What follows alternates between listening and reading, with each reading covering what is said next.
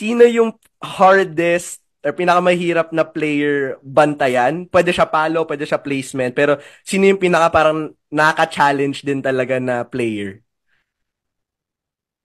Ngayon, ngayon siya or college days. Ngayon sa PVL.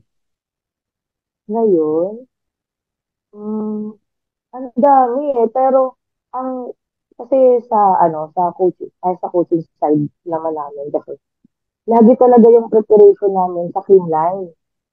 Kasi Oo. sobrang, yung mga players nila, sobrang, alam mo yung hindi mo alam kung saan sila pwedeng ipwesto. Alam mo yung, lagi namin sinasabi na, yung clean line, kahit yung second screener nila, kayang bumuo ng team, isang Oo. team.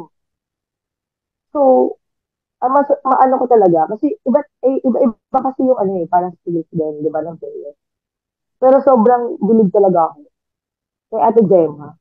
Mm. Kasi meron siya lahat yung skills.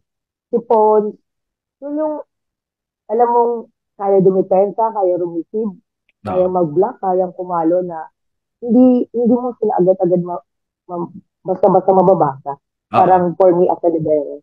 Hindi hindi siya kahit gano'ng kagaling magbasa.